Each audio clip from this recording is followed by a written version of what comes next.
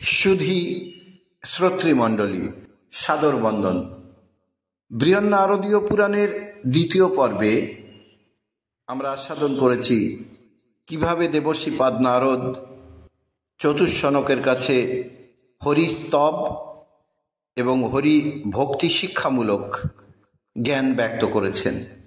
আমরা দেখেছি দেবর্ষিপাদ নারদকে বলতে, যার নাম স্মরণে প্রচণ্ড পাতকী অজামিল ভবযন্ত্রণা হইতে মুক্তি লাভ করিল, সেই পরম পুরুষকে নমস্কার। মহাত্মাদিগের কর্ম ও তপ যাহার রূপস্বরূপ, যিনি জ্ঞানীদের জ্ঞান স্বরূপ, সেই সর্বজ্ঞ সর্বব্যাপী সহস্রেশ্বর শান্ত মূর্তি সর্বেশ্বরকে নমস্কার। যাহা হইতে এই চরাচর জগৎ উদ্ভূত হইয়াছে, হইতেছে ও হইবে, যিনি পরমাণুরও অনিয়ান, মহতেরও মহত্তর, গুহ্যেরও গুহ্যতম, সেই লোককর্তা জগদীশ্বরকে নমস্কার। বৈষ্ণব শিরোমণি নারদের এই পরমার্থপূর্ণ হরিস্তব উচ্ছ্বাসময় সুধাসিক্ত স্বরে উচ্চারিত হইয়া উপস্থিত সকলের মনোহরণ করিল। তাহাদের নয়ন দিয়া অজস্র ভক্তিবাড়ি বিগলিত হইতে লাগিল।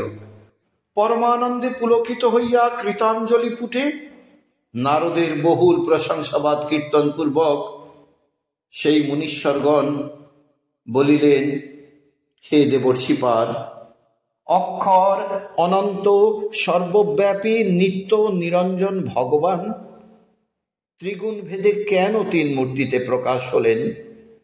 বিষ্ণু শক্তি কত প্রকার ও কি কি?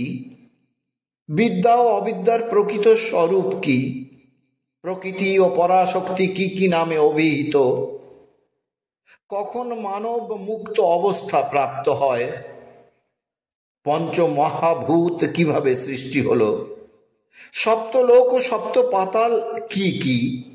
সপ্তদ্বীপ ও সপ্ত সমুদ্র কিভাবে সৃষ্টি হলো এবং এদের অবস্থান কোথায়?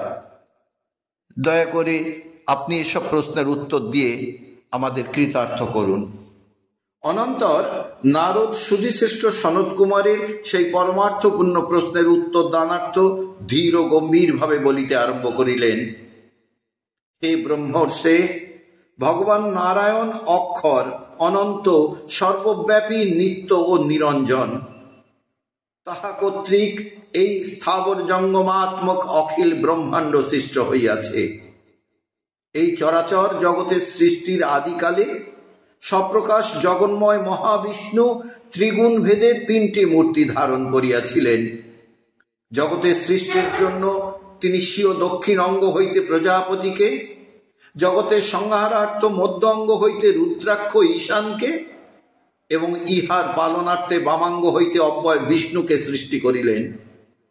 হে মুনিপুঙ্গব, আদিস্বর্গে ভগবান মহাবিষ্ণু জগতের সৃষ্টি, স্থিতি ও প্রলয় অর্থ ওই মূর্তিত্রয় ধারণ করিয়াছিলেন।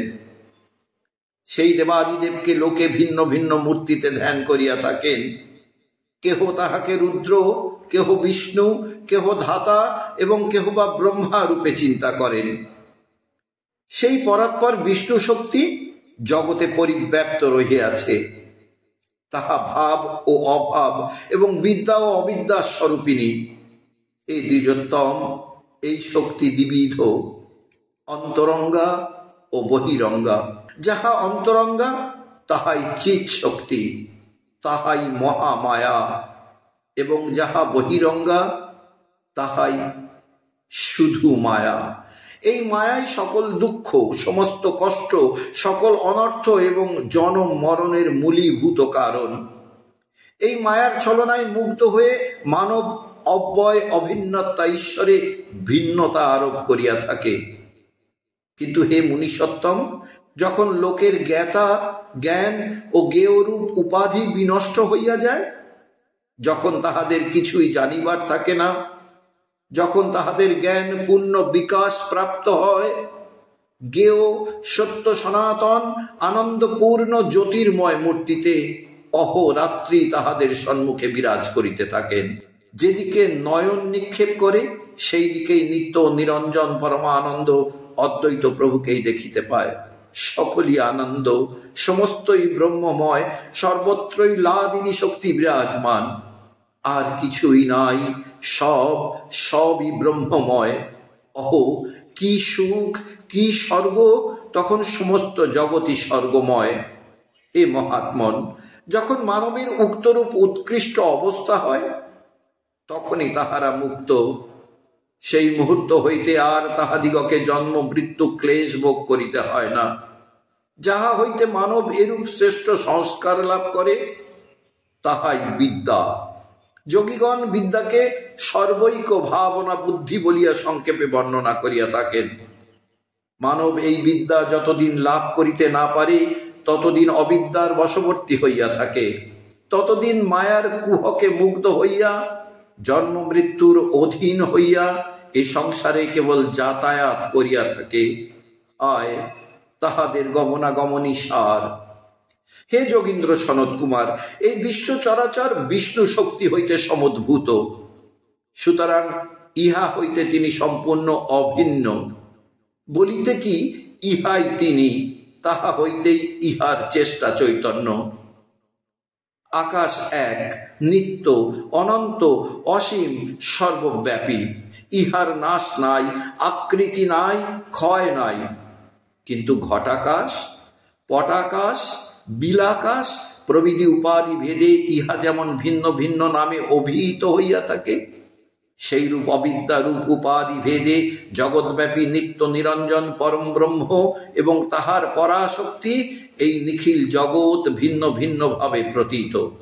এবং অগ্নির দায়িকা শক্তি যেমন নিজ আশ্রয়স্বরূপ অঙ্গারকে ব্যাপিয়া বিরাজ করে, ভগবান মহাবিষ্ণু এবং তাহার শক্তিও সেই রূপ জগতে পরিব্যাপ্ত রহিয়াছেন। এ মুনে সেই শক্তি ভিন্ন ভিন্ন লোক কর্তৃক ভিন্ন ভিন্ন নামে অভিহিত হইয়া থাকেন। কেহ তাহাকে অম্বিকা, কেহ কেহ লক্ষ্মী, কেহ ভারতী, কেহ গিরিজা, কেহ উমা, আবার কেহ কেহ দুর্গা, ভদ্রাকালী, চণ্ডী, মাহেশ্বরী, কৌমারী, বৈষ্ণবী বা ঐন্দ্রী নামে আখ্যাত করিয়া থাকেন। পরম তত্ত্বজ্ঞ পরমর্ষিগণ সেই আদ্যাশক্তিকে প্রকৃতি ও পরা অবিধা দান করিয়াছেন। হে মহাপ্রাজ্ঞ মুনীন্দ্র, বিষ্ণুর সেই পরমা শক্তি হইতেই জগৎ সংসার সৃষ্ট হইয়াছে। সেই শক্তির মহিমা কে বুঝিবে? কে তাহার নিগূঢ় মাহাত্ম্য সম্যক কীর্তন করিতে সক্ষম হইবে? এই অনন্ত নিখিল জগতে সর্বস্থলে তাহা কোথাও ব্যক্ত, কোথাও বা অব্যক্তভাবে পরিব্যাপ্ত রহিয়াছে। কিন্তু তাহা বলিয়া তিনি ভিন্ন নহেন। মহান্ত মানবগণই তাহাকে ভিন্ন জ্ঞান করিয়া থাকে। হে মহাত্মন, এইরূপ বেদ জ্ঞান অবিদ্যা হইতে জড়িত। পরম তত্ত্ববিদ পণ্ডিতগণ এই অবিদ্যাকে ভগবানের মায়া বলিয়া বর্ণনা করিয়া থাকেন।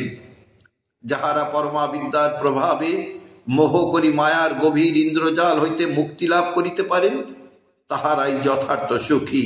তাহারা যন্ত্রণাময় ত্রিতাপ হইতে মুক্ত হইয়া অন্তে পরমানন্দময় পরমেশ্বরকে পরম পদ প্রাপ্ত হইতে সক্ষম হয়েন।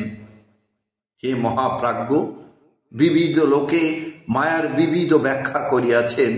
কেহ বলেন মায়া বিসদৃশ প্রতীতি সাধিনী, কেহ বলেন তাহা অঘটন ঘটন পটীয়সী।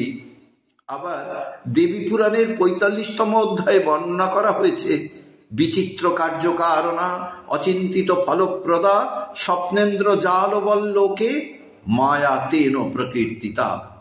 পণ্ডিতগণ মায়ার বিশ্লেষণ করিয়া বলেন, মাশ্চ মহাত্ম বচন যাশ্চ প্রাপন বাচন তং প্রাপয়তি যা নিত্যং সা মায়া পরিকীর্তিতা। ব্রহ্মবৈবর্ত পুরাণের ২৭তম অধ্যায়ে বর্ণিত। ইহাতে প্রতীত হইতেছে যে মায়া যথার্থই একটি অনির্বচনীয় শক্তি। এই শক্তির প্রভাবেই জগৎ সংসার চলিতেছে। ইহাই সকলের অদৃষ্ট দেবতা। বলিতে কি ইহাই জগৎ। তুমি আমি কে? কোথা হইতে আসিয়াছি? কোথায় যাইব? বুঝিয়া দেখো, সবই মায়া, অজ্ঞানান্ধতা, বিচিত্রতা। যতদিন এই মায়ার আবরণ উন্মুক্ত না হইতেছে, যতদিন পরমার্থ জ্ঞানের সাহায্যে অবিদ্যা বিদ্যাতে পরিণত না হইতেছে, ততদিন আমাদের জনম মরণ কষ্ট কে দূর করিবে? আর এই মায়ার ছলনায় বিভ্রান্ত হইয়া মহান্ত মানব অহংজ্ঞানে গর্বিত জ্ঞানহীন হইয়া থাকে।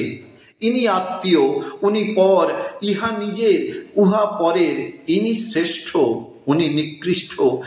এই বিপুল বিষয় বিভব আমার নিজের, আমি সর্বময় কর্তা, আমি সকলের অধীশ্বর, বিশাল রাজ্যের অধিপতি।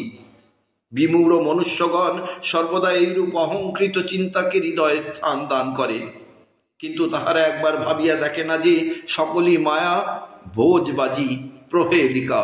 তাহারা একবার বুঝিয়া দেখে না যে আত্মা ভিন্ন এ জগতে আর কিছুই নিজের নাই। মায়াজনিত এই সকল ভেদাত্মিকা চিন্তা ও ভাবনা সকল দুঃখের, সকল কষ্টের, সমস্ত অনর্থের মূলীভূত কারণ। হে মহর্ষে, ভগবান বিষ্ণুর সেই মহীয়সী শক্তি প্রকৃতি, পুরুষ ও কাল রূপে জগতের সৃষ্টি, পালন ও সংহার কার্যে ব্যাপৃত। তাহা সত্য, রজ ও তমগুণের আধার। প্রকৃতির প্রতিকৃতি স্বরূপ ব্রহ্মরূপ ধারণ করিয়া যিনি এই অখিল ব্রহ্মাণ্ড সৃষ্টি করিয়াছেন, তাহা হইতেও যিনি প্রধানতর দেব, তিনি নিত্য নামে অভিহিত। যিনি পরম পুরুষ রূপে জগতের রক্ষা করিতেছেন, তাহা হইতেও যিনি শ্রেষ্ঠতর, তিনি অব্যয় পরম পদ নামে প্রসিদ্ধ। এবং যিনি কাল রূপে ইহার সংহার করিয়া থাকেন, তাহা হইতে যিনি পরতর, তিনি অক্ষর।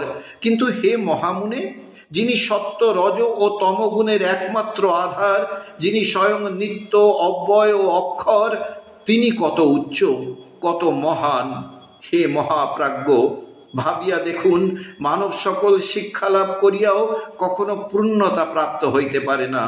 হায়, এই রিপুতন্ত্র পঞ্চভূতাত্মক দেহই অপূর্ণ। মহান্ত মানবগণ অহংজ্ঞানে উন্মত্ত হইয়া যে দেহের শ্লাঘা করিয়া থাকে, তাহা যে ক্ষণভঙ্গুর, তাহা যে পতনশীল। যে রূপের গৌরব, সে তো ক্ষণিকের। স্বল্পকাল পরেই সেই কমনীয় কান্ত কলেবর যে বিকল ও বিবর্ণ হইয়া পড়ে, তাহা তাহারা একবারও ভাবিয়া দেখে না। হে মহাপ্রাজ্ঞ মুনিপুঙ্গব, এই জগতে সকলই অপূর্ণ, কেবল সেই সত্যস্বরূপ শুদ্ধ সনাতন পরম ব্রহ্মই পরিপূর্ণ। সেই পরমাত্মা অহংকার যুক্ত, সাত্ত্বিক, রাজসিক ও তামসিক। সাত্ত্বিক অহংকার হইতে মন ও ইন্দ্রিয় আদির অধিষ্ঠাত্রী দেবতাগণ, রাজস অহংকার হইতে দশবিধ ইন্দ্রিয়, এবং তামস অহংকার হইতে পঞ্চমহাভূত ও তাহাদিগের গুণ উৎপন্ন হইয়াছে। মূঢ়গণই ভ্রমবশত তাহাকে দেহি বলিয়া জ্ঞান করিয়া থাকে। হে মহাত্মন, জগতের সৃষ্টিকর্তা লোক পিতামহ ব্রহ্মা যাহার নাভি কমল হইতে উদ্ভূত, সেই আনন্দরূপ পরমাত্মাই জগতের শ্রেষ্ঠ দেব। তাহা অপেক্ষা শ্রেষ্ঠতর কেহই নাই। সেই অন্তর্যামী জগৎস্বরূপ নিত্য নিরঞ্জন পরমেশ্বর ভিন্ন ও অভিন্ন রূপে সর্বত্র বিরাজ করিতেছেন। তাহারই শক্তি বিশ্বোৎপত্তির নিদান বলিয়া বুধগণ কর্তৃক মহামায়া প্রকৃতি নামে অভিহিতা। প্রকৃতি, পুরুষ ও কাল তাহারই ত্রিমূর্তি মাত্র। তাহার নাম নাই, উপাধি নাই। ভাবিতাত্মা যোগীগণ তাহার অনন্ত মাহাত্ম্য অজ্ঞ মানবের হৃদয়ঙ্গম করাইবার নিমিত্ত উপাচার দ্বারা পরম ব্রহ্ম নারায়ণ আদির উপাধি অর্পণ করিয়াছেন। সেই পরম শুদ্ধ অক্ষয় অনন্তকাল রূপী মহেশ্বর, গুণরূপী ও গুণাধার, তিনি জগতের আদি কর্তা। হে ব্রহ্মর্ষে, অতঃপর নিখিল জগৎ কি প্রকারে সৃষ্ট হইল, তাহা আনুপূর্বিক বর্ণনা করিতেছি, শ্রবণ করো। পুরুষরূপী জগৎগুরু আদিদেব সৃষ্টার্থ ক্ষোভ প্রাপ্ত হইলে মহামায়া প্রকৃতি জাগরিত হইয়া উঠিলেন। তখন মহৎ চৈতন্য প্রাদুর্ভূত হইল। তাহা হইতে অহংকার, এবং অহংকার হইতে সূক্ষ্ম তন্মাত্র এবং দশেন্দ্রিয় জনিত হইল। হে মহামুনে, সেই সূক্ষ্ম তন্মাত্র সমূহ হইতে জগতের জন্য ভূত সকল উৎপন্ন হইল। এইরূপে ক্ষিতি, অপ, তেজ, মরুদ ও বোম প্রভৃতি পঞ্চ মহাভূত ক্রমে ক্রমে সৃষ্ট হইল। কিন্তু ইহা তামসী সৃষ্টি। সুতরাং ভগবান ব্রহ্মা পর্বত ও বৃক্ষ, লতা, গুল্ম আদি সৃষ্টি করিলেন, কিন্তু ইহাদের বুদ্ধি নাই, ইহারা সাধনাহীন। সুতরাং তাহাকে সৃষ্টি সম্পূর্ণ না হওয়াতে পশু, পক্ষী ও মৃগ আদি সৃষ্টি করিলেন, কিন্তু ইহারা অসাধক। সুতরাং ইহাতেও সৃষ্টি সম্পূর্ণ না হওয়াতে দেব, স্বর্গ এবং তাহার পর মানুষ স্বর্গ কল্পনা করিলেন। অনন্তর পদ্মজন্ম ভগবান ব্রহ্মা দক্ষ আদি স্বীয় মানস পুত্রগণকে সৃষ্টি করিলেন। এই রূপে দেব দানব যক্ষ রক্ষ ও মানব পরিব্যাপ্ত জগৎ সৃষ্ট হইল। সেই জগৎ সপ্ত লোক ও সপ্ত পাতালে বিভক্ত। হে মুনি পুঙ্গব, সেই সপ্তলোক পরম পবিত্র, তৎসমুদয়ের নাম কীর্তন করিতেছি, শ্রবণ করুন। ভূলোক, ভুবলোক, স্বলোক, মহলোক, জনলোক, তপলোক ও সত্যলোক, এই সপ্তলোক সপ্ত পাতালের উপরিভাগে স্থিত। সেই সপ্ত পাতাল যথাক্রমে অতল, বিতল, সুতল, তলাতল, মহাতল, তন্নিম্নে রসাতল এবং সর্বাধ পাতাল অধিষ্ঠিত। এই সপ্ত পাতাল ক্রমান্বয়ে নিম্ন হইতে নিম্নতর এবং পরিশেষে নিম্নতম প্রদেশে স্থিত। ইহাদের নিম্নতমের অধিকতর নিম্নতলে আর কোন জীবের বসতি নাই। লোক পিতামহ ব্রহ্মা কর্তৃক এই সমস্ত লোকে লোকপাল এবং প্রত্যেক লোকের কুলাচল, নদী ও যথাযোগ্য হ্রদ আদি স্থাপিত হইল। এ মহাভাগ, ভূতলস্থ সমস্ত ভূধারের মধ্যেই সুমেরুই শ্রেষ্ঠ। মৎস্য পুরাণ অনুসারে এই দেবগিরির সীমা বর্ণনা স্থলে লিখিত আছে যে সুমেরুর উত্তরে উত্তর কুরু প্রদেশ, পশ্চিমে কেতুমাল, দক্ষিণে ভারতবর্ষ এবং পূর্বে ভদ্রাশ্ববর্ষ অবস্থিত। এবং পদ্মপুরাণের 128 অধ্যায়ে বর্ণিত আছে, তস্য শৈলস্য শিখরাত ক্ষীরধারা মহামতে বিশ্বরূপা পরিমিতা ভীম নির্ঘাত নিঃসনা পুণ্যা পুণ্যত মৈর্যুষ্ঠা গঙ্গা ভাগীরথী শুভা মেরস্তু শিখরাত দেবী বিদ্যমানা চতুর্বিধা হিমালয়ং বিনির্ভেদ্য ভারতং বর্ষমেত্য চ লবণাম্বুদিমভ্যেতি দক্ষিণস্যাং দিশি দ্বিজ। ইহাতে প্রতীত হইতেছে যে বাস্তবিক মেরু একটি কাল্পনিক পর্বত নহে। ভাগীরথী গঙ্গা ইহার শিখর দেশে সম্ভূত হইয়া হিমালয় ভেদ পূর্বক ভারতবর্ষ দিয়া লবণ সমুদ্রে পতিত হইয়াছে। মৎস্য পুরাণে যে কয়েকটি দেশ ইহার চতুর্সীমানায় স্থিত বলিয়া বর্ণিত হইয়াছে, তন্মধ্যে উত্তর কুরু ও ভারতবর্ষ আধুনিক ভূগোলবিদদিগের বিদিত। উত্তর কুরু প্রদেশ গ্রীসীয় ভৌগোলিকগণ কর্তৃক উত্তর কোরা নামে অভিহিত। উত্তরা কোরা আজিও আসিয়ার অনেক মানচিত্রে দেখিতে পাওয়া যায়। সমস্ত ভূধারের মধ্যে এই সুমেরুই শ্রেষ্ঠ ও পবিত্রতম। ইহা পৃথিবীর ঠিক মধ্যস্থলে অবস্থিত। এই পুণ্যতম পরম রমণীয় পর্বতে দেবতাগণ বাস করেন। এতদ্ভিন্ন লোকালোক প্রভৃতি আরো অনেক শৈলমালা পরিদৃশ্যমান হইয়া থাকে। এ বিপ্রেন্দ্র, এই ভূতলে সপ্তদ্বীপ ও সপ্ত সমুদ্র, প্রত্যেকটিতেই সপ্ত সপ্ত কুলাচল এবং বহু নদ নদী বিরাজিত। অমর সন্দীপ মানবগণ সেই সমস্ত দ্বীপে বাস করিয়া থাকেন। সেই সপ্তদ্বীপ জম্মু, প্লক্ক, শালমলি, কুশ, ক্রৌঞ্চ, শাক ও পুষ্কর এই সপ্ত নামে প্রসিদ্ধ। এই সপ্তদ্বীপ লবণ, ইক্ষু, সুরা, সর্পি, দধি, দুগ্ধ ও জল এই সপ্ত সমুদ্র দ্বারা সমাবৃত।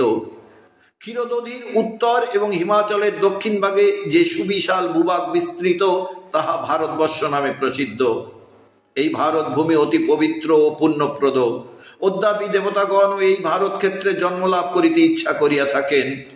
হায়, কবে আমরা অক্ষয় ও বিমল পুণ্য সঞ্চয় করিয়া এই পবিত্রতম ভারতবর্ষে জন্মলাভ করিব?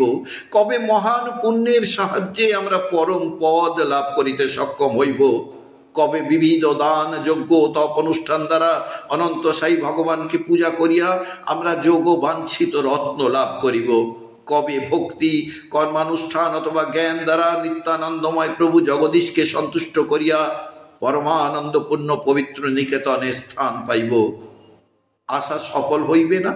ভক্তবাঞ্ছা কল্পতরু ভক্তের মনোরথ পূর্ণ না করিয়া কখনোই থাকিতে পারিবেন না। বলিতে বলিতে হরি ভক্ত শ্রেষ্ঠ মহর্ষি নারদের নয়ন যুগল ভক্তি সলিলে পরিপ্লুত হইল। তিনি সুমধুর বাক্যে আবার বলিতে লাগিলেন, হে মুনীন্দ্র, পবিত্র ভারত ভূমে জন্মলাভ করিয়া যিনি নিরন্তর বিষ্ণু পূজা করিয়া থাকেন, তিনি ধন্য। তাহার সদৃশ পুণ্যাত্মা জগতে অতি বিরল। অন্তে সহস্র সূর্যের ন্যায় তেজ প্রাপ্ত হইয়া সেই মহাপুরুষ দেবাদিদেব নারায়ণের পবিত্র পদে স্থান পাইতে সক্ষম হন। যে ব্যক্তি হরিনাম মাহাত্ম্য কীর্তন করিতে ভালোবাসেন, অথবা যিনি বিষ্ণু ভক্তদিগের মঙ্গল কামনা করেন, কিংবা পরম পবিত্র হরিস্তব শ্রবণ করিতে সমুৎসুক, তিনি পুণ্যবান, তিনি আমাদের সকলের পূজনীয়। যিনি গুরু ভক্ত, যিনি শিবধ্যানী, যিনি স্বীয় আশ্রমের আচার ব্যবহার যথাবিধানে পালন করিয়া থাকেন, যাহার চরিত্র নির্মল ও শান্তিময় এবং আশুয়াহীন, তিনি আমাদের সকলের পূজনীয়। যিনি ব্রহ্মা বিষ্ণু ও মহেশ্বরকে অবেদ জ্ঞানে ভক্তি সহকারে পূজা করিয়া থাকেন, সেই ব্রহ্মজ্ঞ আমাদিগের সকলের পূজনীয়। যিনি পরনিন্দা, পরগ্লানি, পরহিংসাকে পাপ বলিয়া ঘৃণা করেন, গো ব্রাহ্মণে যাহার দৃঢ় ভক্তি, ব্রহ্মচর্য যাহার পরম ব্রত, যিনি কাহার নিকট দান গ্রহণ করেন না, তিনি শুদ্ধ, তিনি আমাদিগের সকলের পূজনীয়। পরের দ্রব্যে যাহার লোভ নাই, যিনি চৌর্যাদি দোষ রহিত, শুচি, কৃতজ্ঞ এবং সত্যবাদী, পরোপকার যাহার একটি প্রধান ব্রত, তিনি আমাদের সকলের পূজনীয়। ভারতবর্ষে এইরূপ বিবিধ ধর্মানুষ্ঠান ও সৎ প্রবৃত্তি নিচয়ে যাহার প্রগাঢ় ভক্তি, তিনি আমাদের সকলের পূজনীয়। আসুন আমরা সকলে নতমস্তকে সেই সব মনীষীগণকে প্রণাম করি। সুধী ভক্তমণ্ডলী, পর্বটি ভালো লাগলে লাইক, শেয়ার ও সাবস্ক্রাইব করতে ভুলবেন না। সঙ্গে থাকবেন। সবাই মিলে বলুন রাধা রাধা।